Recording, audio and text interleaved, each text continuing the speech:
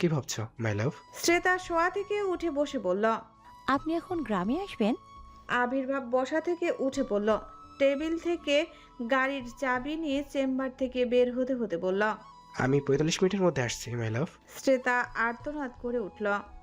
না আবির্ভাব, প্রণয় ভাইয়া আর দাদা বাড়িতেই আছে। দাদা যদি এত রাতে আপনাকে দেখে ফেলে? আবির্ভাব ক্লিনিক থেকে বেরিয়ে গাড়িতে বসতে বসতে বলল। এটা তোমার সমস্যা মাই লাভ, আমার নয়। আমার এখন আমার মাই লাভকে দেখতে ইচ্ছা হচ্ছে। আবির্ভাবের কথায় অস্থির হলো শ্রেতার মন। সে অনুনয় করে বলল। প্লিজ একটু বুঝুন না, কাল দেখা করি। আবির্ভাব শ্রেতার কথায় পাত্তা না দিয়ে বলল। I love you, I am on my way. Shreta হার মেনে বলল।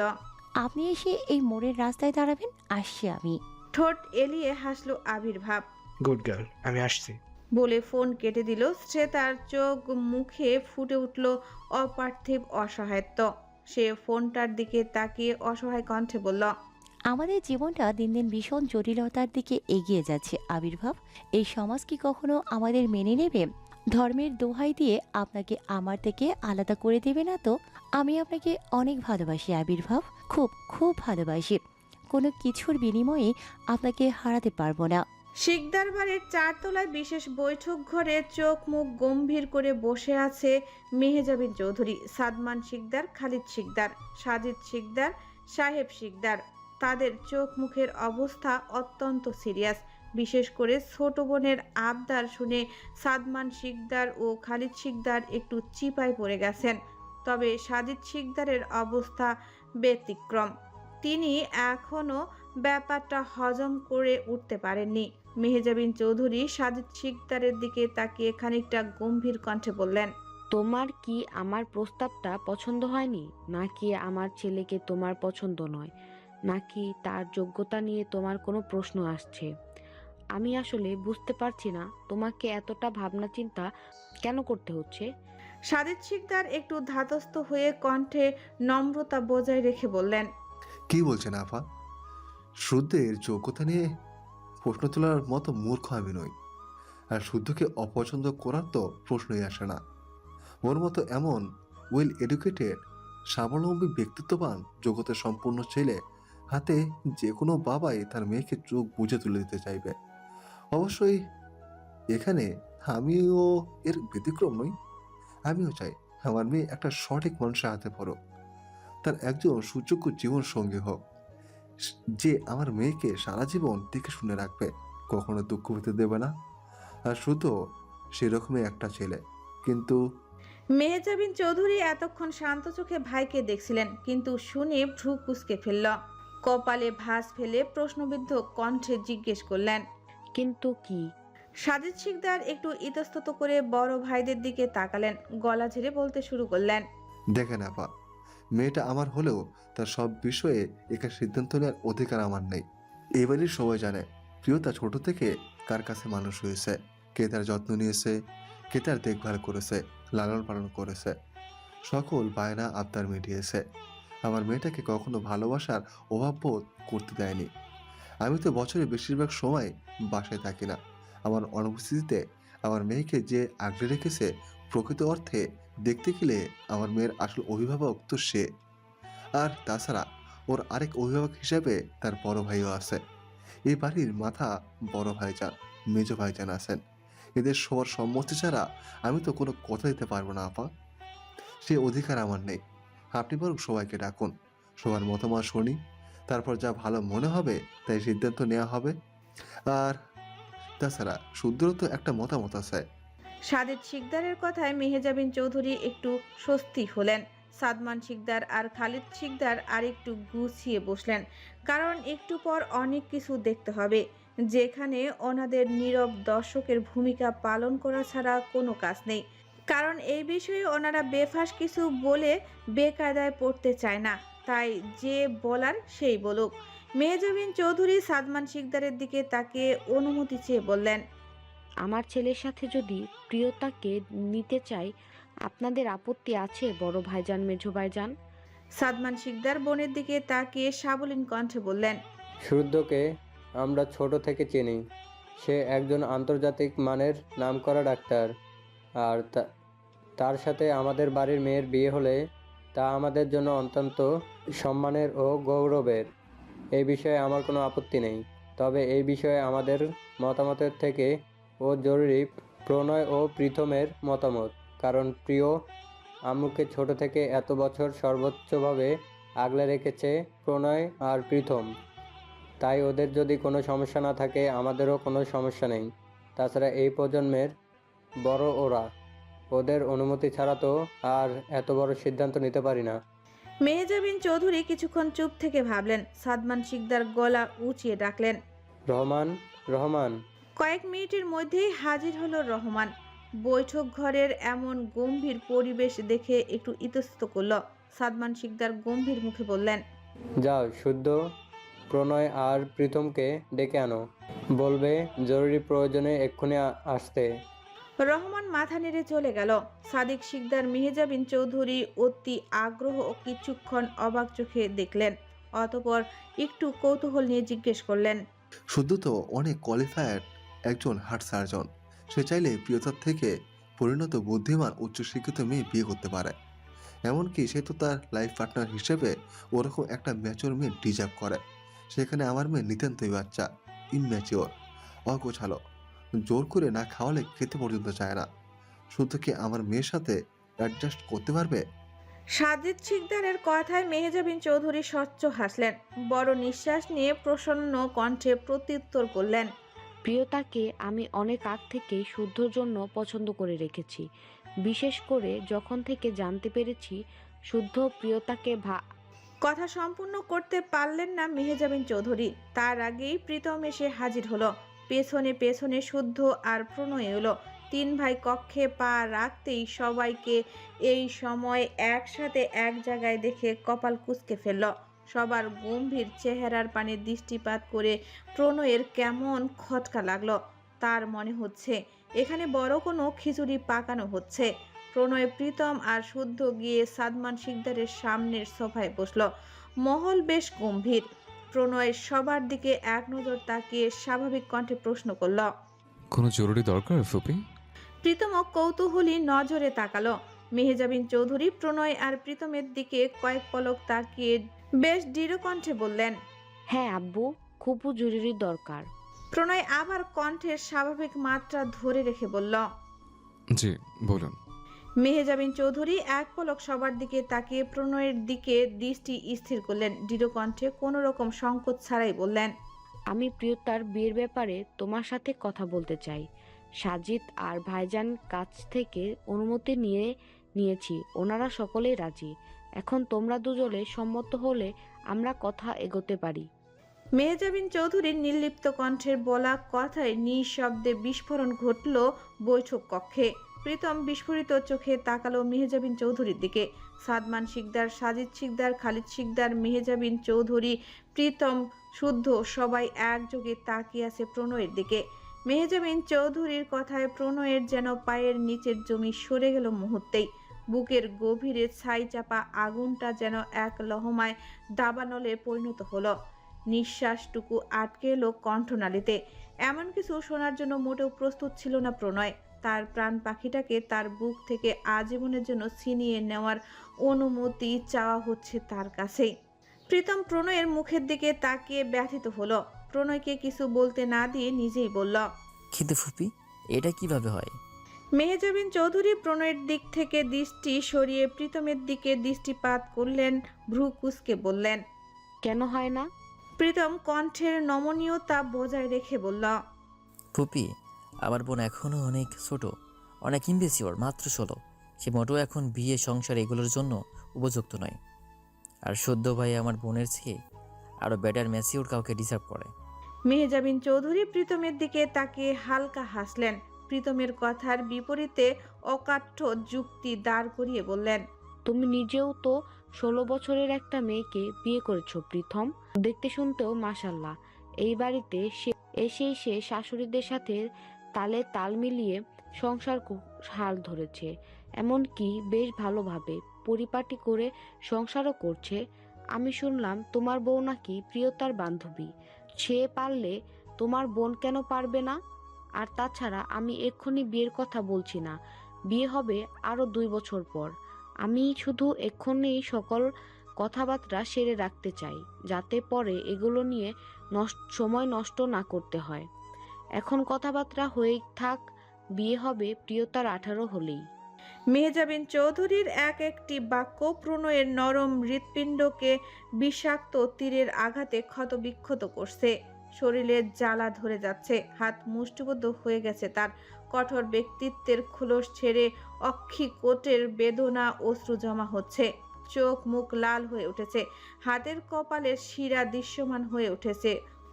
এটা ক্রোধের নয়। মেহজাবিন চৌধুরী প্রীতমকে ছেড়ে আবার প্রণয়ের দিকে মনোযোগ দিলেন। আগের মতোই স্পষ্ট কণ্ঠে বললেন, বলো প্রণয়, তোমার কি কোনো আপত্তি আছে শুদ্ধর সাথে প্রিয়তার বিয়ে নিয়ে? দেখো, মেয়েদেরকে সারা জীবন চাইলে বাপ বাড়িতে রাখা যায় না, তাদের কোনো না কোনো সময় পরের ঘরে দিতেই হয়। সে যতই আদরের হোক, তাতে একটা সম্পূর্ণ অপরিচিত মানুষের হাতে তুলে দেওয়ার চেয়ে বিশ্বাসযোগ্য কারো হাতে তুলে দেওয়া বেশি বুদ্ধিমানের কাজ নয় কি? এখানে সবাই রাজি, বলো তোমার কি মতামত? প্রণয় নিজের অন্তরের তীব্র দাহন নীলা কিছু মুহূর্তের জন্য মনে চাপা দিল। চোখ তুলে শুধু একবার ঘৃণাভরা দৃষ্টিতে তাকালো সাদমান শিকদারের দিকে। সাদমান শিকদার ছেলের গোপন যন্ত্রণার পরিমাপ করতে পেরে একটু ব্যথিত হলেন বটে, কিন্তু তিনিও নিরুপায়। জীবনে কিছু পেতে গেলে কিছু বিসর্জন দিতে হয়। তিনিও দিয়েছেন নিজের ছেলের ভালোবাসার বিসর্জন। মেহজাবিন চৌধুরী আবার প্রশ্ন করলেন, কি হলো বলো, তোমার কি মতামত? প্রীতমের ভীষণ খারাপ লাগছে। প্রণয় চোখ বন্ধ করতেই মনে পড়ে গেল ভালোবাসাময় দিনগুলো। কি বলবে সে? কিভাবে এই মুখে নিজের প্রাণ পাখিটাকে অন্য কারো হাতে তুলে দেওয়ার অনুমতি দিবে? এমন প্রশ্নের সম্মুখীন হওয়ার আগে প্রাণটা কেন চলে গেল না? কিভাবে সহ্য করবে এই দহন হৃদয়ের রক্তক্ষরণ? কিভাবে নিজের ভালোবাসার পাখিটাকে অন্য কারো হাতে তুলে দেওয়ার অনুমতি দিবে? এই পাখিটাকে যদি শুদ্ধ নিয়ে নেয়, কার মুখ দেখে বাঁচবে প্রণয়? প্রণয় নিজের চোখের পানি লুকাতে ব্যর্থ হচ্ছে। তাই এখানে আর এক সেকেন্ডও নয়তো এরা তাদের বাক্যবাণী মেরে ফেলবে। সকলে প্রশ্নবিদ্ধ চোখে তাকিয়ে আছে প্রণয়ের দিকে। প্রণয় সবাইকে অবাক করে দিয়ে আচমকাই বসা থেকে উঠে পড়ল। কক্ষ ত্যাগ করতে করতে কাপা কণ্ঠে বলল, আপনারা যা ভালো বোঝেন তাই করুন। আর এক সেকেন্ডও দাঁড়ালো না। প্রণয় দ্রুত পায়ে কক্ষ ত্যাগ করলো। ব্যথিত হলো প্রীতম ও শুদ্ধ, তবে কিছুই যে করার নেই। মেহজাবিন চৌধুরী এবার বড় করে হাসলেন। সাদমান শিকদার ও সাজিদ শিকদারের দিকে তাকিয়ে বললেন, তাহলে কথা ফাইনাল হয়ে গেল ভাইজান, প্রিয়তা আজ থেকে আমার বৌমা। সাজিদ শিকদারও হাসলেন। তার বুক থেকে যেন একটা পাথর নেমে গেল। তিনি তো চান তার দুই মেয়ে যেন জীবনে অনেক সুখী হয়। সেখানে এক মেয়ের জন্য শুদ্ধের মতো উপযুক্ত পাত্র পাওয়া মানে আকাশের চাঁদ পাওয়া থেকে কোনো অংশে কম নয়। এই যুগে পরের ছেলেদের বিশ্বাস করা যায় না। সেখানে শুদ্ধ ওনার নিজের ভাগ্নে। তিনি অবশ্য প্রিয়তার জন্য অন্য কিছু ভেবে রেখেছিলেন, কিন্তু ওনার সেই ভাবনায় 2 বছর আগে মিথ্যা প্রমাণ হয়ে গেছে। তাই এই সময় দাঁড়িয়ে শুদ্ধের থেকে ভালো যোগ্যতা সম্পূর্ণ বিশ্বাসযোগ্য ছেলে তিনি আর পাবে না। মেহজাবিন চৌধুরী প্রফুল্ল কণ্ঠে বললেন, তাহলে এই খুশির দিনে তো মিষ্টিমুখ করতেই হয়। সাদমান শিকদার হালকা হেসে জুলেখা বানুকে ডাকলেন। কয়েক মিনিটের মধ্যে জুলেখা বেগম এসে উপস্থিত হলেন।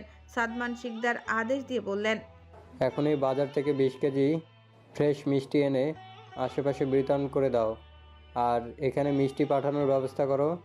জুলেখা বেগম নত কণ্ঠে সম্মতি জানিয়ে চলে গেলেন। শুদ্ধের হৃদয়ে আজ কেমন ভালো লাগার আবেশে জড়িয়ে যাচ্ছে। এই বুঝি ভালোবাসার মানুষটাকে আপন করে পাওয়ার সুখ। সকল কষ্টের অবসানের প্রথম ধ্বনি। অপেক্ষার প্রহর আর মাত্র 2 বছর। তারপর শুদ্ধের এত বছরের অপেক্ষার অবসান ঘটবে। প্রিয়তমা হবে আপন। রাত 10টা। ডাইনিং রুমে প্রিয়তা, পরিণীতা, প্রেরণা, তীরা, তরি, তন্ময়, অরণ্য, সমুদ্র, রাজ, প্রীতম, প্রেম, তাদের কাজিন সাদিফ, রাফিত, অভ্র, শুভ্রতা, তিশা সব ভাই বোন মিলে মুড়ি চানাচুর খেতে খেতে আড্ডা দিচ্ছে, কারণ তারা সেহেরি পর্যন্ত জেগে থাকবে। এরপর সেহেরি খেয়ে ঘুমাবে। চিত্রা আর পূর্ণতাও আছে আজ। অনুশ্রী বেগম, তনুশ্রী বেগম, অনন্যা বেগম, অর্থী বেগম, উষা আর ইনায়া মিলে সেহেরির জন্য রান্না করছে। প্রিয়তা ও অরণ্য দু বাদর নিজেদের মধ্যে চাওয়াচাওয়ি করে ইশারায় একে অপরকে কিছু একটা বোঝালো। অতঃপর দু ভাই বোন এর মুখে বড় একটা হাসি ঝুলিয়ে তন্ময়ের দু পাশে গিয়ে বসলো। তন্ময় নিজের মতোই চকলেট খাচ্ছে। প্রিয়তা তন্ময়ের হাত চেপে ধরে তার চকলেটে একটা কামড় বসালো। অরণ্যকে উদ্দেশ্য করে গম্ভীর কণ্ঠে বলল, ছোট ভাইয়া, তোমার কি মনে হয় আমাদের ভাই দিন দিন আমাদের বংশের সব থেকে সুদর্শন ও সুযোগ্য পুরুষ হয়ে উঠছে? তন্ময় আপুর দিকে চোখ ছোট ছোট করে তাকালো। অরণ্যও তন্ময়ের হাত চেপে ধরে তন্ময়ের চকলেটে কামড় বসালো। তন্ময়ের কাজ চাপড়ে বাহবা দিয়ে বলল, ঠিক বলেছিস কালাচাঁদ এর বউ। আমাদের ছোট কর্তা তো আব্বু চাচ্চু দাদানদেরও ছাড়িয়ে যাচ্ছে। এমন চলতে থাকলে আমাদের ছোট কর্তার জন্য বাংলাদেশে বউ খুঁজে পাওয়া যাবে না। তন্ময় এবার মাথা ঘুরিয়ে একই ভঙ্গিতে তাকালো অরণ্যের দিকে। বাকিরাও মনোযোগ দিয়ে সার্কাসে দেখার অপেক্ষায়।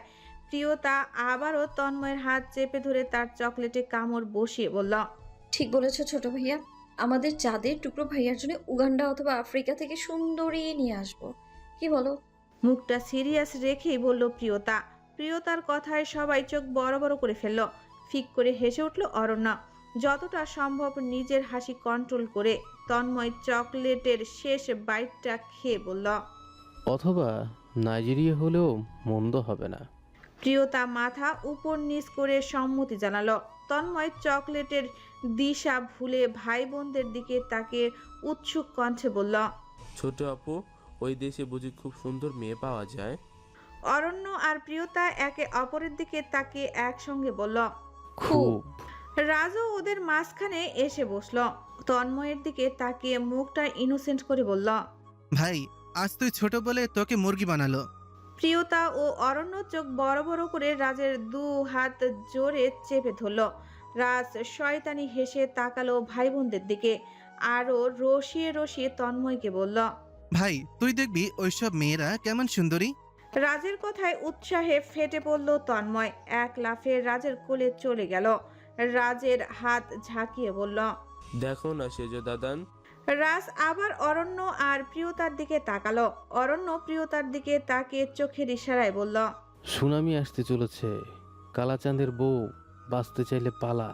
রাজ গুগল ওপেন করে একটা আফ্রিকান মেয়ের ছবি তন্ময়ের চোখের সামনে ধরল। তন্ময় প্রফুল্ল মনে উৎসাহ নিয়ে ছবিটার দিকে তাকাতেই তার সমস্ত আনন্দ উৎসাহ মিলিয়ে গেল এক নিমিষেই। সুন্দর মুখখানা আমাবস্যার রাতের ন্যায় ঘন কালো আধারে ছেয়ে গেল। ছবিটাতে একটা কালো কুচকুচে অতিরিক্ত কোকড়ানো চুলের ভোটকা ঠোঁটলি মেয়ের ছবি। তন্ময় কয়েক সেকেন্ড ছবিটার দিকে তাকিয়ে ঘর কাঁপিয়ে চিৎকার দিয়ে কেঁদে উঠল। শব্দের তীব্রতায় উপস্থিত সকলের বুক ধরপড়িয়ে উঠল। অরণ্য আর প্রিয়তা তো এক সেকেন্ডেই হাওয়া হয়ে গেল। রাজ শয়তানি হাসি দিয়ে এবার উগান্ডার একটা মেয়ের ছবি বের করলো। এই মেয়ে আবার টাকলা। তন্ময় শিকদার রীতিমতো নীল রঙা মেঝের কার্পেটে পড়ে গড়াগড়ি খেয়ে কাচ্ছে। সে কিছুতেই টাকলা ভোটকা ঠোঁটলি মেয়ে বিয়ে করবে না। তন্ময়ের চিৎকারে উপস্থিত জনতার কেউ ড্রয়িং রুমে ঠিক থাকতে পারল না। নিজেদের কান চেপে ধরে এক প্রকার জান বাঁচিয়ে পালালো। ছেলের কান্নার শব্দে রান্না ফেলে ছুটে এলেন অর্থী বেগম। তন্ময়কে কোলে নিয়ে শান্ত করতে করতে চলে গেলেন। এর মধ্যে পুরো ড্রয়িং রুম ফাঁকা হয়ে গেছে। শুধু রাজ একা বসে আছে। রাজকে একা বসে থাকতে দেখে এগিয়ে এলো শ্রেতা। রাজের পাশের সোফায় বসে হেসে হেসে গল্প করতে শুরু করলো। দুজন কথার এক পর্যায়ে রাজের দৃষ্টি আটকালো কিছুটা দূরে। সে কয়েক সেকেন্ড সেদিকে তাকিয়ে বাঁকা হাসলো। শ্রেতার দিকে তাকিয়ে কণ্ঠ উঁচু করে গান ধরল, আমার যত ভাই ব্রাদারে ডাকবে তোমায় ভাবি, তোমার শাড়ির আঁচলেতে থাকবে ঘরের চাবি, হাবুডুবু খাচ্ছি আমি প্রেমের সাগরে নেমে, প্রথম দেখায় আমি তোমার পড়েছিলাম প্রেমে। হঠাৎ রাজের এমন উদ্ভট গানে ভ্রু কুঁচকে গেল শ্রেতার। সে সন্ধিয়ান নজরে আশেপাশে চোখ ঘুরালো। তারও দৃষ্টি আটকালো কিছুটা দূরে, যা ভেবেছিল তাই। শ্রেতাও বাঁকা হেসে বেশ লজ্জা পাওয়ার অভিনয় করে বলল। ইস, কি যে বলো না, লজ্জা লাগে তো। রাজও বাঁকা হেসে বলল। দেখ, তোকে লজ্জা পেলে কত সুন্দর লাগে, অথচ আশেপাশে দেখ নাগিন দিয়ে ভরা, সবসময় ফনা তুলে ছবল দেওয়ার ধান্দায় থাকে। শ্রেতা একটু ভীতু কণ্ঠে বলল। কি বলো নাগিন? এই বাড়িতে সাপও আছে নাকি? রাজ কিছু বলবে তার আগেই রাগে ফোঁসফোঁস করতে করতে এগিয়ে এলো পূর্ণতা।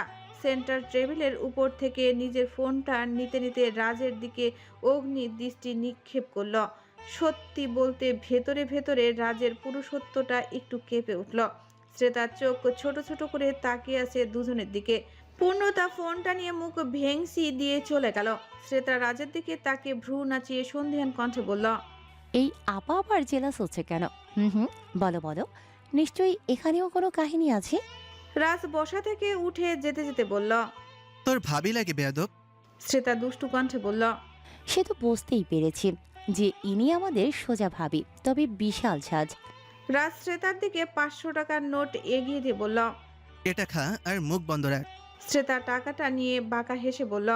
মাঝে মাঝে এমন দক্ষিণা পেলে মুখ বন্ধ রাখতে আমার কোনো অসুবিধা, তবে দক্ষিণা যদি না পাই। রাজ যেতে যেতে বলল। ব্ল্যাকমেল করবি না। হেসে উঠল শ্রেতা। প্রিয়তা নিজের মনে গুনগুন করতে করতে ছোট ছোট পা ফেলে 3 তলার মাঝারি ছাদের দিকে যাচ্ছে। উদ্দেশ্য ছাদের লাগানো বিদেশি লেবুর গাছটা থেকে কয়েকটা লেবু পাতা ছিঁড়ে অনুশ্রী বেগমকে দেওয়া। কারণ ডালের লেবুর পাতা দিলে নাকি অনেক সুন্দর গন্ধ হয়, আর এই গাছের পাতার ঘ্রাণ আলাদা। যদিও ও এত রাতে একা ছাদে আসতে প্রিয়তার একটু গা চমচম করছিল, তবুও বড় আম্মুর আদেশ মানতে তো হবেই। প্রিয়তা 3 তলার করিডোর পেরিয়ে ইউটার্ন নিয়ে বাঁ দিকের ছাদে পা রাখতে কিঞ্চিত আশ্চর্য হলো। কারণ পূর্ব দিকের ছাদ লাগানো বিশাল ঘরটায় আজ আলো জ্বলছে। ঘরটার দিকে তাকিয়ে ভ্রু কুঁচকে ফেলল প্রিয়তা। কারণ গত 2 বছরের বেশি সময় ধরে এই ঘরটা তালাবদ্ধ অবস্থায় পড়ে আছে। এই ঘরে পা রাখা তো দূরের কথা, এই ঘরের আশেপাশের আসতে কঠোর নিষেধাজ্ঞা জারি করেছে প্রণয় শিকদার। তাহলে এই ঘর খোলার মতো এত বড় সাহস কে দেখালো? এটা জানার জন্য প্রিয়তার হঠাৎই প্রচণ্ড কৌতূহল কাজ করছে। লেবু পাতার কথা তার মাথা থেকে জাস্ট বেরিয়ে গেছে। সে চপ্পল পায়ে এগোতে লাগলো সেই ছাদ লাগানো বিশাল ঘরের দিকে। শিকদার বাড়ির সবচেয়ে সুন্দর ও সুবিশাল কক্ষ হচ্ছে এটি। মুক্ত পরিবেশে ছাদে লাগানো এই কক্ষটা প্রণয় বিশেষ করে নিজের জন্যই বানিয়েছিল।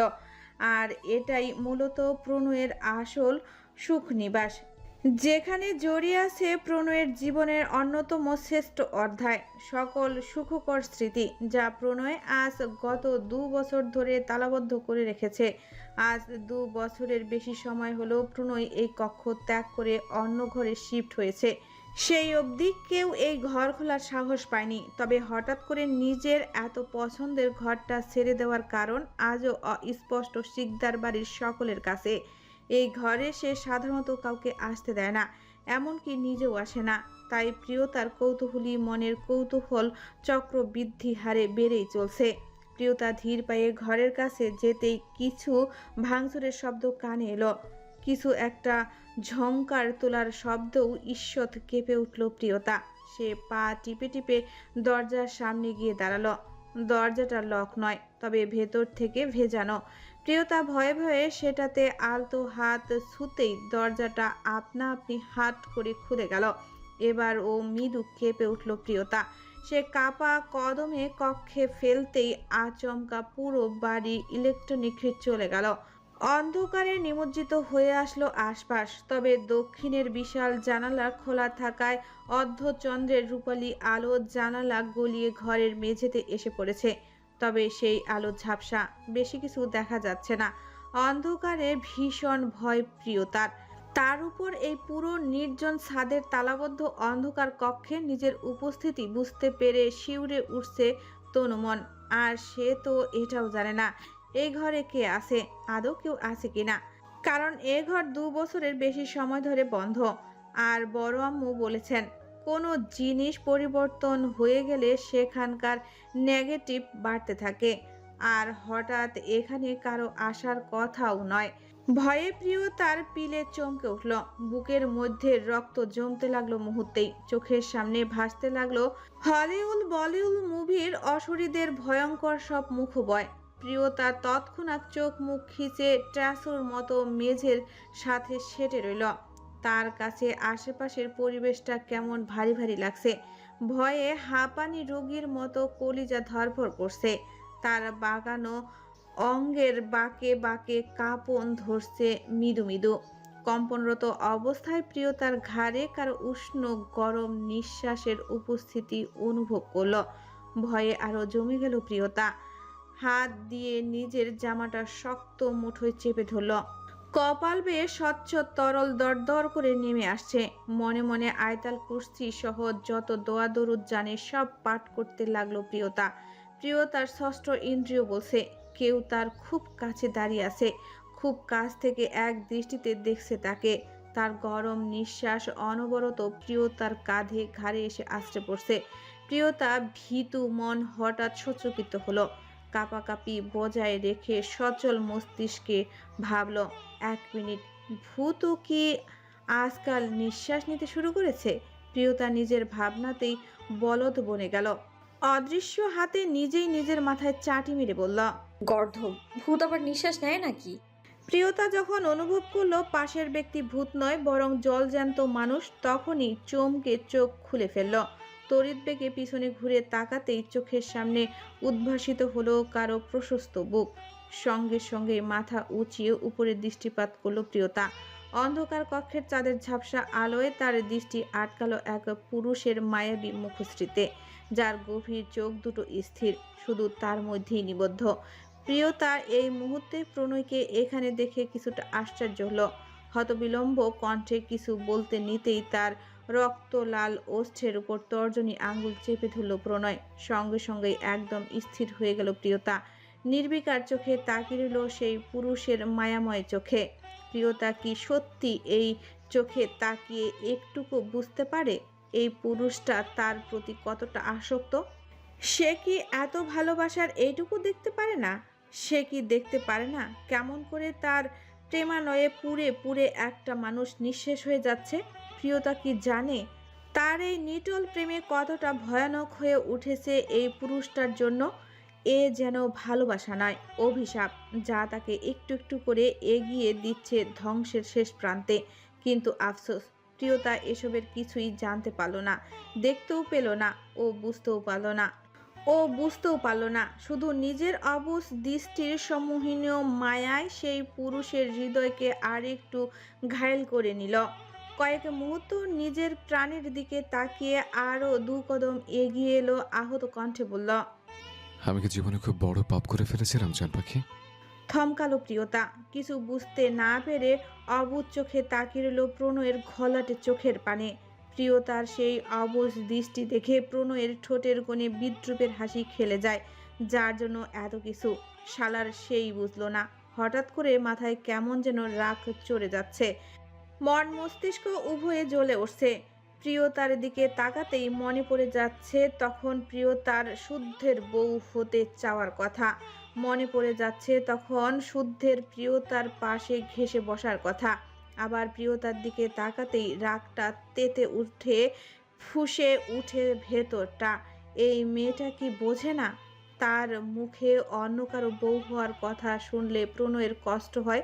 বুকে এই মেয়েটা কি বোঝে না অন্য কেউ যখন তাকে নিজের বউ বা বাগদত্তা বলে দাবি করে তখন প্রণয়ের গোটা পৃথিবী জ্বালিয়ে দিতে ইচ্ছা হয়? অন্য কেউ যখন তাকে ছুঁয়ে দেওয়ার বাহানা খুঁজে তখন প্রণয়ের বুকটা ক্ষতবিক্ষত হয়ে যায়। সে একদমই মেয়েটার আশেপাশে কাউকে সহ্য করতে পারে না। এই মেয়েটা শুধুমাত্র তার, একান্তই নিজের, তার জান প্রাণ সব। কেন এই মেয়েটা তার এক আকাশ পরিমাণ ভালোবাসা দেখতে পেল না? কেন পাবে না? যেন ও যত দিন যাচ্ছে এই মেয়েটার প্রতি মায়া আর ভালোবাসা দুটোই পাল্লা দিয়ে বাড়ছে। এত ভালোবাসার পর নিজের কলিজাটাকে অন্যের পাশে দেখে কিভাবে সহ্য করবে প্রণয়? কলিজাটা ছিঁড়ে যাবে না? প্রণয় চোখ বন্ধ করে নিজের বাড়ন্ত রাগ আর জ্বলন্ত মনকে একটু দমাতে চাইল। সে যতই রেগে থাকুক, সে কখনোই নিজের জান পাখির উপর কোনো প্রকার রাগের বহিঃপ্রকাশ ঘটাতে চায় না।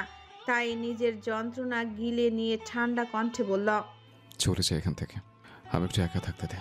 কিন্তু এক চুলো নড়ল না প্রিয়তা, দৃষ্টিও সরল না। শটান দাঁড়িয়ে রইল। প্রণয় প্রিয়তার দিক থেকে দৃষ্টি সরিয়ে নিজেকে রাগ আর যন্ত্রণা দুটোই নিয়ন্ত্রণে রাখার চেষ্টা করছে। প্রিয়তা গেল না, বরং প্রণয়ের পেটের দু পাশের টি শার্ট হাতের মুঠোয় চেপে ধরল। আর একটু কাছে এসে অবুঝ কণ্ঠে প্রশ্ন করল, আপনি কি কাঁদছিলেন প্রণয় ভাই? কেউ আপনাকে কষ্ট দিয়েছে? প্রণয় আর ধৈর্য ধরে রাখতে পারল না। যন্ত্রণায় তার ভেতরটা পুড়ে যাচ্ছে। সে এক ঝটকায় প্রিয়তাকে পাশের দেওয়ালের সাথে মিশিয়ে শক্ত করে এক হাতে কোমর চেপে ধরে অন্য হাত প্রিয়তার পাশের দেওয়ালে রাখল। আচমকা এমন হওয়াতে কিছুটা ঘাবড়ে গেল প্রিয়তা। ভীত চোখে তাকালো প্রণয়ের রাগান্বিত মুখে। প্রণয় তার তুলতুলে হাতটা তুললে দেওয়ালের সাথে শক্ত করে চেপে ধরল। ব্যথায় কুকড়ে উঠল প্রিয়তা, তবুও শব্দ করল না। শুধু নির্বিকার চোখে চেয়ে রইল প্রণয়ের রক্তিম চোখের পানে। প্রণয়ের নিজেদের মধ্যকার সেন্টিমিটার দূরত্বটাও ঘুচিয়ে নিল। নিজের বলিষ্ঠ দেহ দ্বারা প্রিয়তাকে শক্ত বাঁধনে আটকে ফেলল। মুখটা প্রিয়তার মুখ বরাবর মুখ নামিয়ে তীব্র রাগ ও আসক্তি মিশ্রিত কণ্ঠে হিসিয়ে বলল, বুঝিস না তুই, তাই না? তবে কবে বুঝবি? আমি মরে গেলে? হ্যাঁ, আমি মরে গেলে নিশ্চয়ই বুঝবি আমার ঠিক কতটা যন্ত্রণা দিয়ে পুড়িয়ে মেরেছিলি, প্রতিটা মুহূর্তে, প্রতিটা সেকেন্ডে। প্রিয়তা অবাক চোখে চেয়ে আসে। প্রণয় প্রিয়তার ডান হাতটা তুলে নিজের বুকের বাঁ পাশে চেপে ধরল। একদিন বুঝবি এই বুকটা তোর জন্য কি ছিল, কিন্তু যেদিন বুঝবি সেদিন হয়তো আমি কবরে শুয়ে থাকবো। সেদিন থেকে অনেক ডেকেও তুই সারা পাবি না, অনেক দূরে হারিয়ে যাবো তোর জীবন থেকে। সেদিন হয়তো তুই সব বুঝবি জান পাখি, কিন্তু সে দিনটা দেখার জন্য আমি থাকবো না। বলতে বলতে চোখের পানি ছেড়ে দিল প্রণয়। কণ্ঠনালীও কেঁপে উঠল। প্রণয়ের বলা এক একটা বাক্যে নিস্তব্ধ হয়ে গেল। প্রিয়তার অন্তর জ্বলে উঠল প্রণয়ের বলা বাক্যগুলোতে। সে কেবল অশ্রুসিক্ত নয়নে তাকিয়ে রইল প্রণয়ের মুখের পানে। প্রণয় আর একটু প্রিয়তাকে নিজের সাথে মিশিয়ে নিয়ে দাঁড়ালো। প্রিয়তার নরম গালে হাত রেখে আহত কণ্ঠে বলল, সেদিন বেশি দূরে নয় জান পাখি, যেদিন আমি তোর থেকে অনেক দূরে হারিয়ে যাব। তখন আর তোর সব কথা শোনার জন্য আমি থাকবো না, তোর সকল আবদার মেটানোর জন্য, তোর জ্বালাতন সহ্য করার জন্য আমি থাকবো না।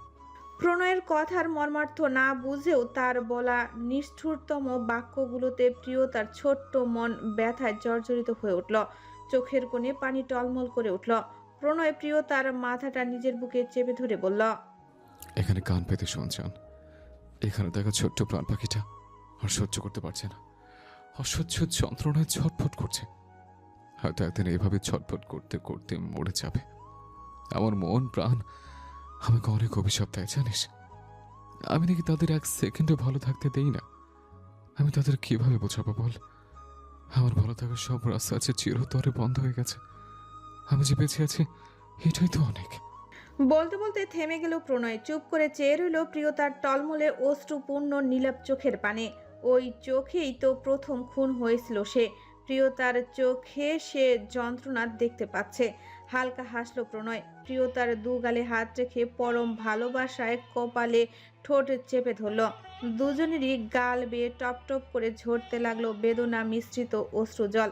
প্রণয় প্রিয়তার মাথায় হাত বুলিয়ে দিতে দিতে বলল, আমি কিছু চাই না জান পাখি, তুই শুধু জীবনে অনেক ভালো থাকিস, আমার আত্মা দেখে শান্তি পাবে। প্রিয়তা হঠাৎই ডুকরে কেঁদে উঠল। আচমকাই প্রণয়ের বুকে মুখ গুজে দিয়ে ফুপিয়ে উঠল।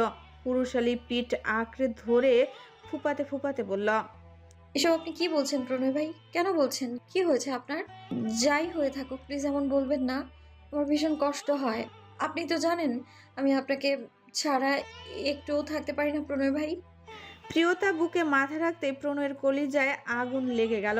সে আস্তে করে নিঃশব্দে ছোট দেহটা নিজের বুক পাঁজরে মিশিয়ে নিল। নিঃশব্দে অশ্রু বিসর্জন দিতে লাগলো। চুলে চুমু খেয়ে মনে মনে বলল, অন্যের বউ হতে চাস? হ্যাঁ, সমস্যা নেই, তবে আমায় জীবিত রেখে এত বড় শাস্তির দিস না পাখি।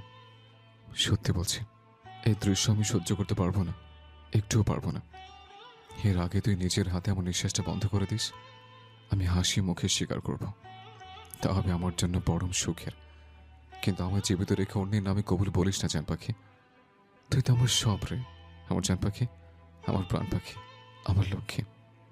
এই বুকে তুই যতক্ষণ থাকিস ততক্ষণ বড় সুখ সুখ অনুভূত হয়। আবার তুই যখন চলে যাস তীব্র দহনে পড়তে থাকি এ হৃদয়। মুখে যতই বলি তোকে অন্যের হতে দেব, কিন্তু আমার মন জানে সে তোর এক কণা ভাগও অন্য কাউকে দিতে পারবে না। তুই শুধুই আমার। ভালোবাসায় যে সুখ নেই সেটা আবারও প্রমাণিত হলো। ভালোবাসলে আপনাকে কষ্ট পেতেই হবে, এ যেন অলিখিত শর্ত। প্রণয়ের ভীষণ ভয় হচ্ছে নিজেকে নিয়ে, কারণ তার নিজেরই এই অনিয়ন্ত্রণ অনুভূতির উপর তার নিজেরই কোনো কন্ট্রোল নেই।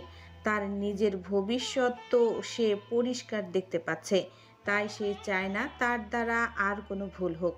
তবু এই মেয়েটার সামনে সে ঠিক থাকতে পারে না, লুকিয়ে রাখতে পারে না নিজের অন্তরের দুর্বলতা। অব্যক্ত ভালোবাসাগুলো উগরে আসতে চায়। তার এই সর্বনাশ আসক্তি না জানি কখন তার জান পাখির চরম সর্বনাশ করে দেয়।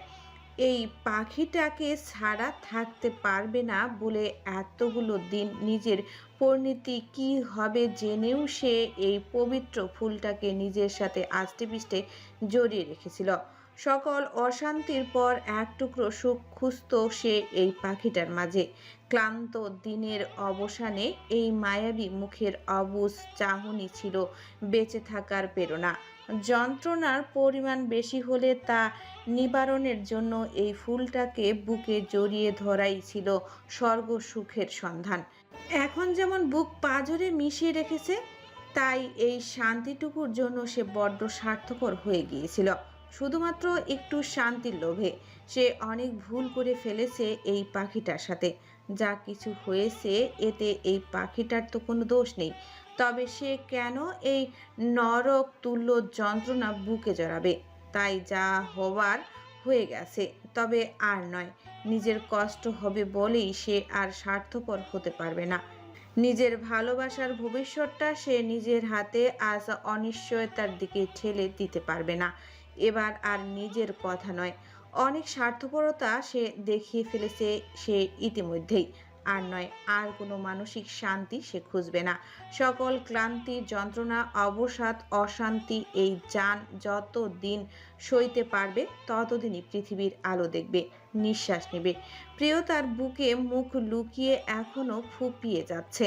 কোনো এক অজানা কারণে ভীষণ মন খারাপ হচ্ছে, ভীষণ কান্নাও পাচ্ছে তার। প্রণয় ভাই তার সাথে কেন এমন করে? কেন সে এই মানুষটাকে কিছুতেই বুঝে উঠতে পারে না? কেন এই মানুষটাকে এত রহস্যময় লাগে?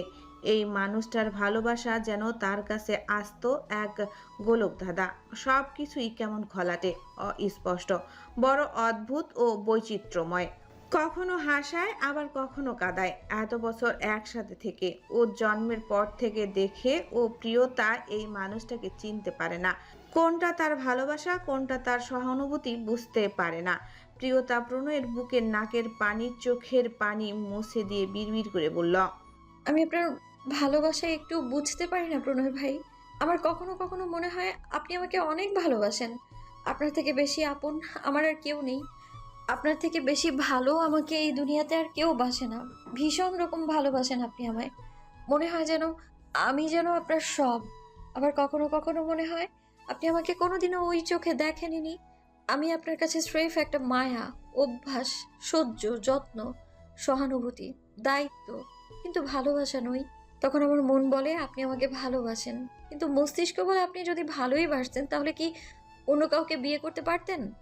আপনি তো বাড়ির প্রত্যেকের সামনে স্পষ্ট জানিয়ে দিয়েছিলেন আপনি বড় আপুকে ভালোবাসেন, বিয়ে করতে চান। বাড়ির কেউ তো কখনো আপনাকে এক বিন্দুও জোর করেনি প্রণয় ভাই। আপনি বলেছিলেন বড় আপু আপনার ভালোবাসা। আমিও তো দেখেছি আপনি বড় আপুকে কত ভালোবাসেন। আপনাদের কত সুন্দর একটা সুখের সংসার। সেখানে আমার জায়গাটা কোথায়? কোথাও নেই। আপনি আমাকে ভালোবাসতেই পারেন না, তাহলে মাঝে মাঝে এমন করে আমাকে গুলিয়ে দেন কেন প্রণয় ভাই? মাঝে মাঝে আপনার অদ্ভুত কিছু আচরণ, অদ্ভুত দুটো একটা কথা আর এলোমেলো কিছু স্পর্শ আমার তিলে তিলে গড়া ধৈর্যের পাহাড়কে মুহূর্তেই চূর্ণ করে দেয়। আপনার দু একটা ছোঁয়াতে নিজেকে যা যা বোঝাই তার সব আবার ভুলে যাই। আপনি আপনার খেয়াল খুশি মতো কখনো আমাকে কাছে টেনে নেন, আবার কখনো দূরে সরিয়ে দেন। এমন কেন করেন প্রণয় ভাই? আমি আসলে আপনার কে? যখনই মনে পড়ে আপনি আমাকে ভালোবাসেন, তখনই মনে পড়ে যায় আপনি অন্য কারো। আপনি কোনোদিনও আমার হবেন না। আমি কোনোদিনও আপনাকে পাবো না। আপনি আমার সেই কাল্পনিক পুরুষ, যে বাস্তবে কোনোদিনও আমার হবে না। তাই আমি আপনার ভাগ্যকে মেনে নিয়েছি প্রণয় ভাই। কিন্তু আপনি প্রতিবার আমায় এলোমেলো করে দেন। আমি আর এই দোটানায় থাকতে পারছি না প্রণয় ভাই। প্রণয়ের শরীরের সাথে লেপ্টে থাকায় প্রণয় নারীর দেহের সেই মাতাল করা মাদকীয় সুঘ্রাণটা খুব কাছ থেকে পাচ্ছে, যার জন্য প্রণয়ের তাকে একটুকু ছাড়তে ইচ্ছা করছে না। এইভাবেই থাকতে ইচ্ছা করছে অনন্তকাল। মন বলছে এই সময়টা কখনো না ফুরাক, কিন্তু তার ভাবনা ফুরোনোর আগেই হুট করে ইলেকট্রনিক হিট চলে এলো। আচমকাই কক্ষের সব লাইট জ্বলে উঠল। আলো চোখে পড়তেই ধ্যানভঙ্গ হলো দুজনেরই। প্রণয়ের হুঁশ ফিরল, মনে পড়তে লাগলো একটু আগে সে প্রিয়তার সাথে ঠিক কি করেছে। সে আবারও আবেগের বশে প্রিয়তাকে কি বলে দিয়েছে, কিভাবে নিজের অনিয়ন্ত্রিত অনুভূতিগুলো হাজির করেছে। শিট, প্রিয়তা নিশ্চয়ই এখন এই সকল কথার মর্মার্থ উদ্ধার করে বসে পড়বে। তাই প্রিয়তার ভাবনাকে বাড়াতে দিল না প্রণয়। ঝাটকা মেরে প্রিয়তাকে নিজের বুক থেকে দূরে সরিয়ে দিল আচমকাই। নিজেও প্রিয়তার থেকে 2 কদম পিছিয়ে গেল। মুখে ফুটিয়ে তুলল সেই চিরচেনা গাম্ভীর্য। কাঠখোট্টার চেহারার আড়ালে মুহূর্তেই ঢাকা পড়ল কিছুক্ষণ আগের সেই কাতর প্রেমিক পুরুষ। তার সকল অসহায়ত্ব, দুর্বলতা, ভালোবাসা সব যেন এক নিমিষেই চেহারা থেকে উবড়ে গেল। সেকেন্ডের মধ্যেই রং পাল্টাতে দেখে প্রিয়তা তো পুরোই হতভম্ব। নিরাপদ দূরত্বে দাঁড়িয়ে আবারও প্রিয়তার মুখের দিকে দৃষ্টিপাত করল প্রণয়। চোখ তার অনুভূতি শূন্য। প্রিয়তার চোখে মুখে সেই চুম্বকীয় আকর্ষণ, ভালোবাসা, কোমলতা প্রণয়কে পুনরায় কাবু করতে চাচ্ছে। তবে এবার আর প্রণয় সেই ফাঁদে পা দিল না, নিজেকে সামলে নিল। প্রিয়তার দিক থেকে মুখ ফিরিয়ে কণ্ঠে রুক্ষতা এঁটে ধমকে বলল, এখানে কেন এসছিস? বারণ করেছিলাম না এই ঘরের আশেপাশে আসতে? তবে কেন এসছিস? এখনই বেরিয়ে যা। কিছুক্ষণ আগে সেই দুর্বল প্রণয়ের সাথে এখনকার এই রাগান্বিত প্রণয়ের কোনো মিলই খুঁজে পেল না প্রিয়তা। বিধায় চরম আশ্চর্যজনিত হয়ে তাকিয়ে রইল। মানুষ কিভাবে এত তাড়াতাড়ি রং পাল্টে ফেলে, এটাই বুঝে এলো না প্রিয়তার। এই মুহূর্তে প্রণয়ের চোখে মুখে তীব্র বিরক্তি ছাড়া অন্য কিছু নেই, যেন সে প্রিয়তাকে সহ্যই করতে পারছে না। ঠিক এই কারণে প্রিয়তা প্রণয়ের ভালোবাসা নিয়ে সব সময় কনফিউশনে থাকে, কিছুই বুঝতে পারে না। কিছুক্ষণ আগেই এই মানুষটাই তো কত ভালোবাসা মিশ্রিত কথা বলছিল। এক মুহূর্তের জন্য প্রিয়তার মনে হচ্ছিল এই মানুষটার কাছে সব থেকে গুরুত্বপূর্ণ হয়তো এই মানুষটাকে নিজের চেয়েও বেশি ভালোবাসে। ওই দু চোখের ভাষা না বুঝতে পারলেও ও চোখে একটা চাপা যন্ত্রণাটা দেখছে। তবে এখন আর সেসবের বিন্দুমাত্র ছাপ নেই, যেন কিচ্ছুই ঘটেনি।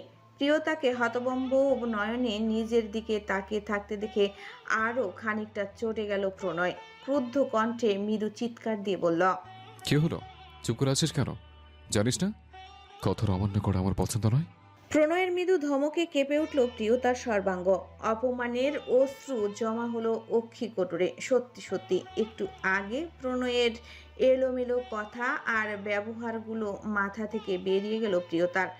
মনের আকাশে জমা হলো অনুভূতির টুকরো কালো মেঘ। সামান্য একটা কথা অমান্য করায় এইভাবে বলছে প্রণয় ভাই? প্রিয়তার টলমলে চোখের মণি দেখে ধক করে উঠল প্রণয়ের বুক। দুর্বলতা অনুভব করলো ভীষণ, তবুও সেটা প্রশ্রয় না দিয়ে কাট কণ্ঠে বলল, আজকে প্রথমবার ভুল করেছিস, তাই ক্ষমা করে দিলাম। নেক্সট ডে যাতে এমনটা হতে না দেখি। টকেট লস্ট। প্রিয়তার অভিমানের পাল্লা আরো ভারী হলো। সে জলজলে চোখে একবার প্রণয়কে দেখে ঘর থেকে ছুটে বেরিয়ে গেল। প্রিয়তা যেতেই প্রণয়ের বুক চিরে অসহায়ত্বের দীর্ঘ নিঃশ্বাস বেরিয়ে এলো। নিজের রাগের খোলসে ঝেড়ে ফেলে হাত মুঠো করে সজোরে ঘুষি মারল পাশের শক্ত সিমেন্টের দেওয়ালে। সাথে ফর্সা চামড়া ছিঁড়ে গলগল করে রক্ত বেরিয়ে এলো। কিছুক্ষণ আগের করা কৃতকর্মের জন্য প্রণয়ের রাগ আর আফসোস দুটোই হচ্ছে। সে কপালে হাত রেখে পাশের কাউচে বসে পড়ল। নিজেকে বড়ই অসহায় লাগছে তার। সে নিজের কষ্ট, যন্ত্রণা, ভালোবাসা কোনোটার উপরই নিয়ন্ত্রণ রাখতে পারছে না। না চাইতেও ও উল্টাপাল্টা আচরণ করে ফেলছে সে দু হাতে কপাল চেপে ধরল। কি করবো আমি? আর মাত্র একটা মাস বাকি। এই 30 দিন আমি কিভাবে পার করব? আমি যদি নিজের ইমোশনসের উপর এভাবে কন্ট্রোলেস হয়ে পড়ি, তাহলে কিভাবে আমি আমার রক্তচাপাকে একটা ভালো উজ্জ্বল ভবিষ্যতের দিকে এগিয়ে দেব? আমার দুর্বল মুহূর্তে করা উল্টাপাল্টা আচরণ ওর মনের উপর ভারী প্রভাব ফেলছে। এমন চললেও কোনোদিন আমাকে বলতে পারবে না, এমনকি দূরে গেলেও মুভ অন করতে পারবে না। প্রণয় অসহায় কণ্ঠে বলল, নিজে নিজে একা একা বাঁচতে শেখ চান। পরনির্ভরশীলতা ছেড়ে আত্মনির্ভর হও। আমার ছায়া থেকে তোকে বেরোতেই হবে। আমার উপর নির্ভরতা তোকে ছাড়তেই হবে। তোকে অন্যকে নয়, নিজেকে ভালোবাসতে হবে। সবার আগে নিজেকে দেখতে হবে, তাহলে আর আমার মতো কারো নিঃস্বতা তোকে পড়াবে না। কিন্তু তুই আমাকে ছাড়া বাঁচতে শিখে গেলে আমি কিভাবে বাঁচব? এসব ভাবলেই তো নিঃশ্বাস নিতে পারি না। প্রণয় প্রচন্ড ডিসপেক্ট ফিল করছে। সব দায়িত্ব, যন্ত্রণা, ভালোবাসা, অসহায়ত্ব তাকে গ্রাস করছে ধীরে ধীরে। ক্রমশ সে ঘন নিখাত অন্ধকারের মধ্যে হারিয়ে যাচ্ছে। জীবনের সেই ক্ষীণ সুখটুকু হারিয়ে যাচ্ছে অদূরে। প্রণয় দ্রুত বসা থেকে উঠে পড়ল। মাইন্ড রিল্যাক্স করা জরুরি।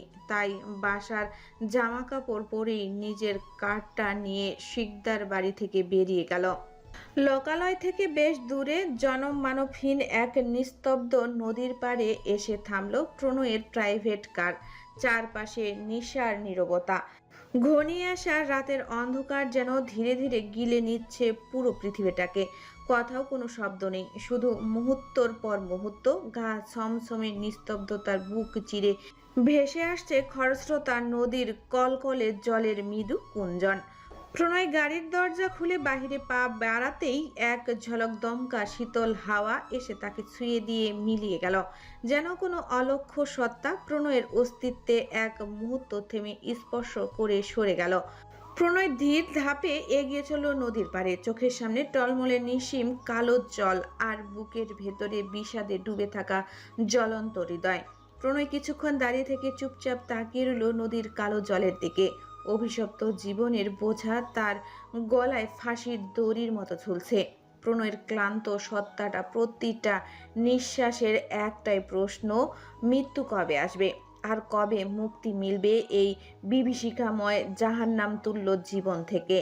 সে সত্যি হেরে গেছে, তলিয়ে গেছে অন্ধকারে, যেখান থেকে সে চাইলেও আর কোনো দিনও আলোর দিশায় ফিরতে পারবে না। তাই এখন শুধু অনন্ত মুক্তির অপেক্ষা, যেখানে আর কেউ তাকে কষ্ট দিতে পারবে না। প্রণয় এক দীর্ঘশ্বাস ফেলে পকেট থেকে সিগারেটের প্যাকেট বের করল। তার থেকে একটা ঠোঁটে চেপে ধরে জ্বালাতেই এক মুহূর্ত চারপাশের আলোয় ক্ষীণ ছোটা আর ধোয়ার কুণ্ডলি দেখা গেল।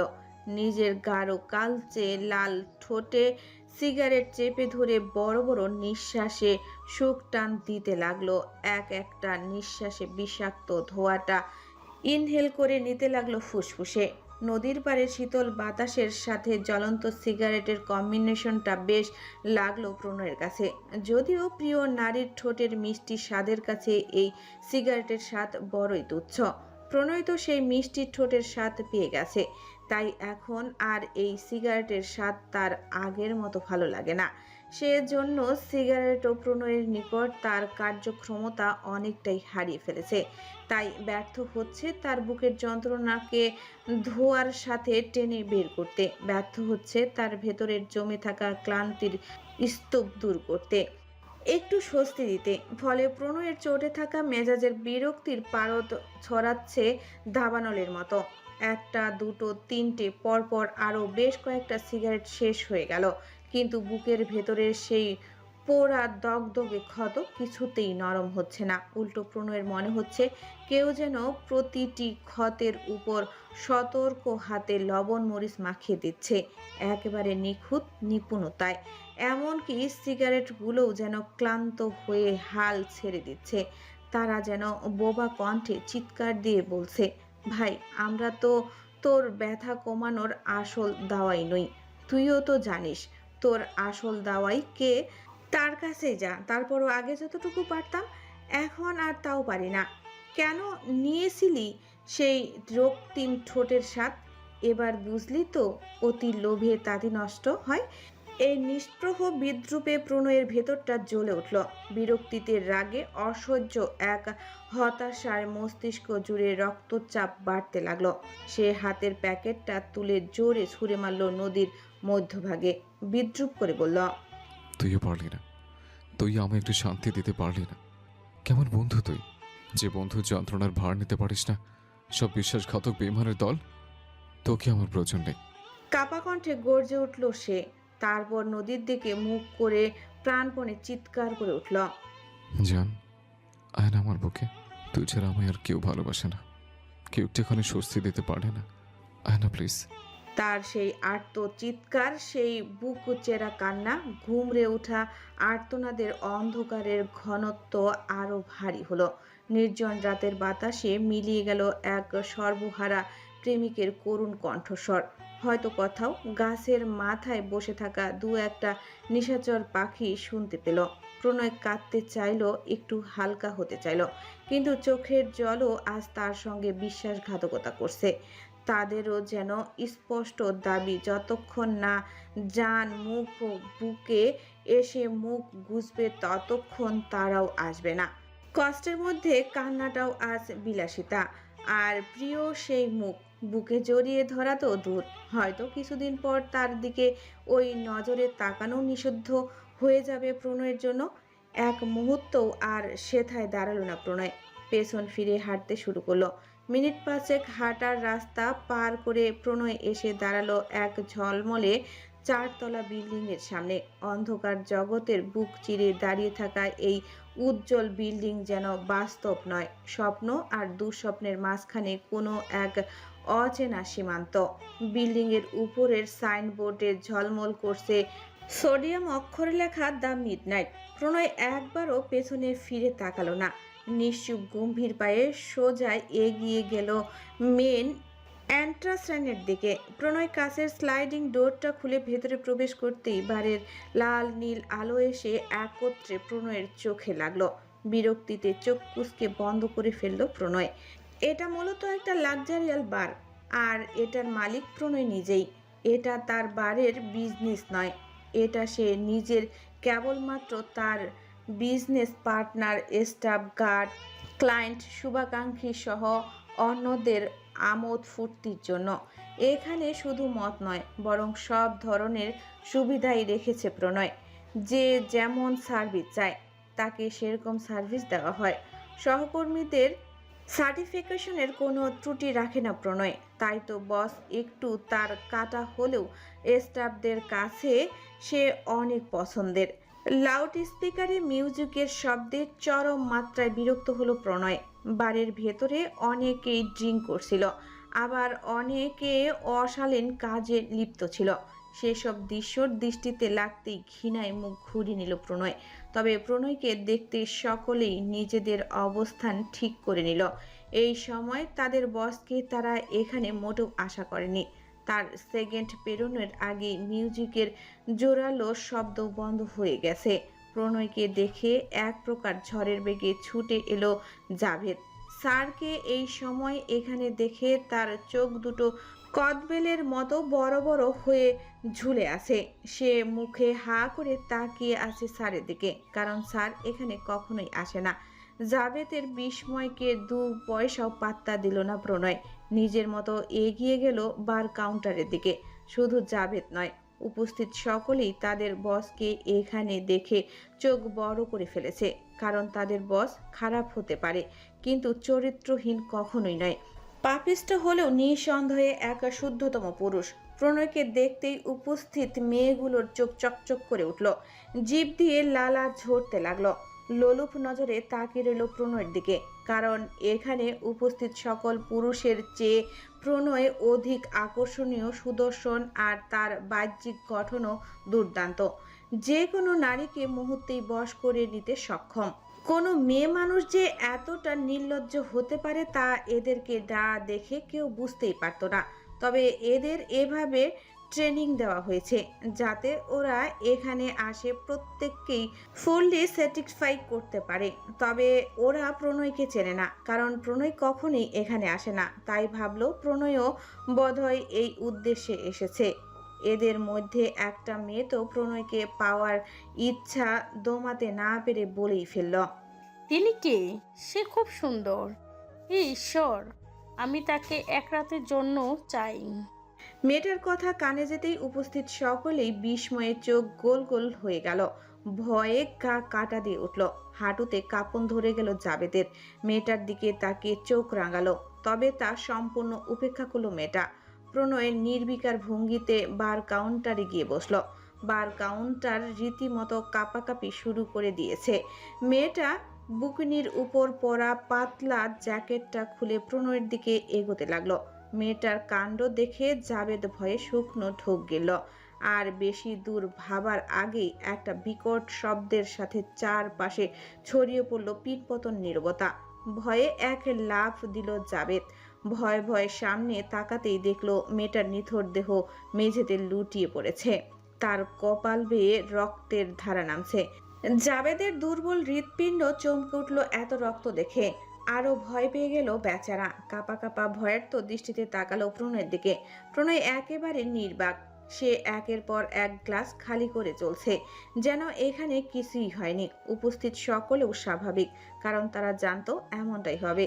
তখন মেয়েটা প্রণয়ের থেকে কয়েক হাত দূরে থাকতেই প্রণয় খুব স্বাভাবিক ভঙ্গিতে পেছনে না তাকিয়ে মেয়েটার কপাল বরাবর শুট করে দেয়। তারপর আর আল্লাহর নাম নেওয়ার সময় পায়নি মেয়েটা।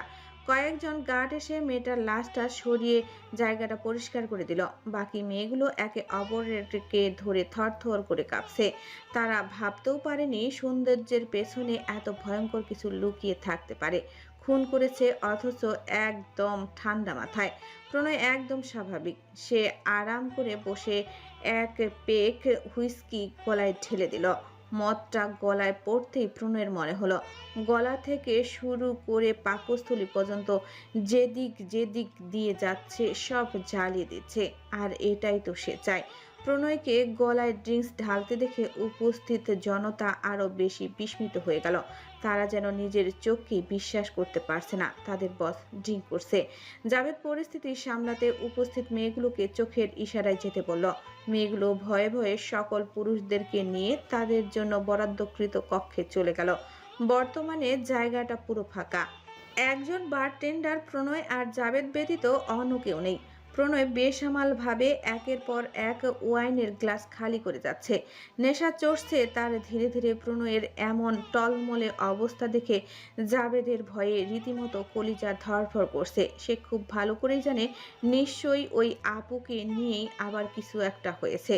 সে কাঁপা কাঁপা গলায় নিজে বিড়বিড় করে উঠল, আল্লাহ জানে আজ আমার কপালে কি আছে। আজ তো নিশ্চিত আমার দাদি নানির নামও ভুলিয়ে দেবে। আল্লাহ, কার মুখ দেখে যে ঘুম থেকে উঠছিলাম। সময় যত গড়াতে থাকলো প্রণয়ের হুঁশ ততই ফুরিয়ে যেতে থাকলো। সে যেন এক নিঃশ্বাসে গ্লাস গ্লাস ওয়াইন শেষ করে দিচ্ছে। ড্রিঙ্ক সার্ভ করতে করতে বারটেন্ডার ছেলেটাও একদম দিশেহারা। প্রণয়ে আরেক গ্লাস ওয়াইন গলায় ঢেলে বিড়বিড় করে উঠল, চল পাখি, তোকে অনেক দূরে হারিয়েছে, যেখানে আমাদের কেউ খুঁজে পাবে না। শুধু তুই আর আমি, আমাদের কেউ চিনবে না। আমি অনেক ভালোবাসবো তোকে, অনেক আদর করব। যাবি আমার সাথে? বল না, যাবি আমার সাথে? এখন তার চোখে হুঁশ নেই। সে যেন বাস্তব ভুলে প্রিয়তাকে হ্যালুসিনেশন করছে। সে দৃশ্য আর সহ্য করতে পারল না জাবেদ। আতঙ্কে গলা শুকিয়ে গেল, তবুও সাহস সঞ্চয় করে এগিয়ে গেল প্রণয়ের দিকে। তোতলানো কণ্ঠে ডাকল, স্যার। প্রণয় ধীরে ধীরে তার নেশা জড়ালো লালচে চোখে তাকালো জাভেদের দিকে। চোখে যেন আগুন ঝরছে। জাভেদ গলায় কাঁপুনি নিয়ে বলল, স্যার প্লিজ আর খাবেন না, অ্যালকোহল তো আপনার সহ্য হয় না। জাভেদের কথা প্রণয়ের উপর আদৌ কোনো প্রভাব ফেললো কিনা বোঝা গেল না। সে গ্লাস ছেড়ে এবার পুরো ওয়াইনের বোতলটা তুলে মুখে ঠুসে ধরল। ঢকঢক করে গলায় ঢালতে লাগলো পুরো বোতলের শ্যাম্পেন। আরও আতঙ্কিত হয়ে উঠল জাভেদ। প্রণয়ের টলমলে অবস্থা বোঝাই যাচ্ছে। অ্যালকোহল ভালোভাবেই রক্তে মিশেছে। এবার আর দেরি না করে জাবেদ একটু সাহস করে প্রণয়ের হাত ধরে শ্যাম্পেনের বোতলটা আটকে ধরল। গলা নামিয়ে নিচু কণ্ঠে বলল, আর নয় স্যার, প্লিজ। কিন্তু ততক্ষণে যেন আগুন জ্বলে উঠেছে প্রণয়ের ভেতরে।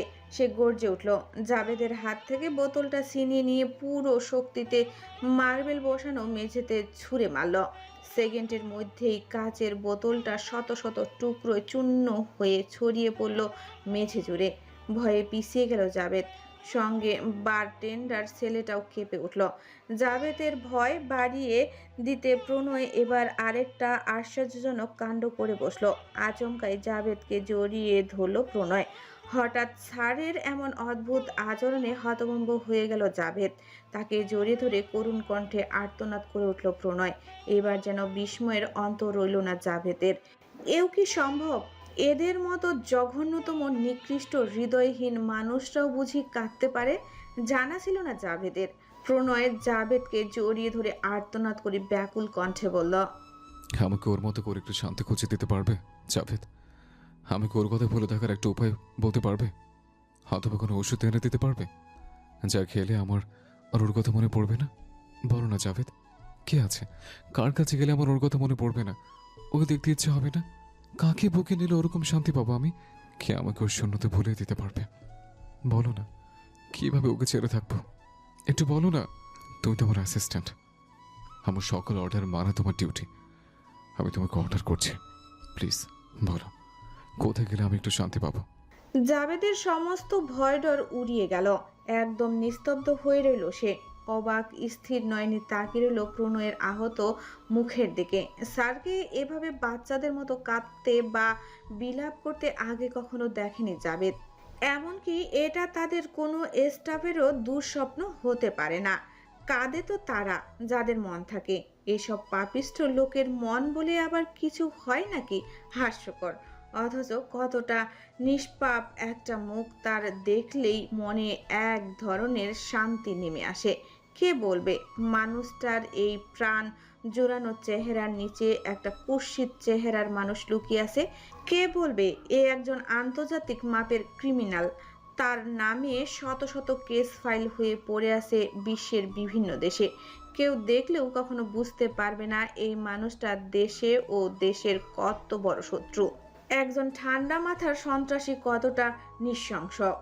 গত 2 বছরে সে কত শত মানুষের গণহত্যা চালিয়েছে তার নির্ভুল হিসেব হয়তো সে নিজেও জানে না।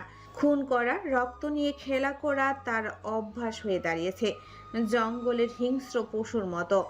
এদের রক্তে নেশা আছে, একবার চললে হুঁশ থাকে না এদের। কারো না কারো প্রাণ তখন তারা ঠিকই নেয়। এরা শিকারী প্রজাতির মানুষ। এটা হয়তো প্রণয়ের রক্তের দোষ। সে না চাইতেও পশুত্ব, নিকৃষ্টতা, নিষ্ঠুরতা, নৃশংসতা তার রক্তে প্রবাহিত হচ্ছে। সে শিকদারদের বংশধর। এসব না থাকলেই বরং আশ্চর্য লাগতো। লোকে বলে না মানুষের রক্ত কথা বলে, প্রণয়ের ক্ষেত্রেও ঠিক তাই হয়েছে। এই মানুষটা কত শত মেয়েকে জোর করে বিদেশে পাচার করে দিয়েছে, অপহরণ করিয়েছে, ধর্ষণের শিকার করিয়েছে। সংখ্যাটা এত বিশাল যে জাবেদ নিজেই হয়তো গুলিয়ে ফেলবে। এই বাড়িতেই এই চৌহদ্দিতে কত অসহায় নারীর ইজ্জত কেড়ে নেওয়া হয়েছে তারও কোনো হিসেব নেই। প্রতিদিন কত কত নিষ্পাপ শিশু অপহরণ হয়, কত শত মায়ের বুক খালি হয়। প্রতিদিন কত কত নিরীহ মানুষ খুন হয়, তাদের দেহের অঙ্গ প্রত্যঙ্গ ছিনিয়ে নেওয়া হয়। আর কত দেশে শত শত কোটি ডলারের কালো টাকার কারসাজি হয়, তার কোনো ঠিক ঠিক আন্দাজও কারো নেই। বাংলাদেশ সহ বিশ্বের বড় বড় 40টা দেশের পুলিশ তাকে পাগলা কুত্তার মতো খুঁজছে। এত নিষ্ঠুর মানুষদের মনেও নরম জায়গা আছে তাহলে, যেখানে ঘা লেগেছে বলে সে কাঁদছে। সত্যি বলতে এত নিকৃষ্ট হওয়ার পরও জাবেদের নিজের বসকে ঘৃণা করতে পারে না। কেন জানে না। কারণ হয়তো যখন সবাই তার দিক থেকে মুখ ফিরিয়ে নিয়েছিল তখন প্রণয় তাকে আশ্রয় দিয়েছে, চাকরি দিয়েছে, নিজের ছোট ভাইয়ের মতো ট্রিট করছে। তাই হয়তো সে কৃতজ্ঞ। চাইলেও ঘৃণা আসে না। তবে তাদের টিমের অনেকেই প্রণয়কে অত্যন্ত ঘৃণা করে, শুধু প্রাণের মায়ায় চুপ থাকে। আর ঘৃণা করবেই না বা কেন? এমন মানুষকে দেখলে নর্মের কীটও ঘৃণায় মুখ ফিরিয়ে নেবে। প্রণয়ের মধ্যে তুখোর ভালোবাসা ব্যতীত আর কোনো মনুষ্যত্বই বেঁচে নেই বর্তমানে। প্রণয়ের কথায় আবার ধ্যান ভাঙল জাবেদের। প্রণয়ে আবারও আহত কণ্ঠে বলল, আমি ওকে একটু বলতে পারবো না জাভেদ। ওকে এক সেকেন্ডও না দেখলে নিঃশ্বাস নিতে পারি না। ওর ম্যাভি মুখটা না দেখলে আমার দিন শুরু হয় না, রাতে ঘুম আসে না।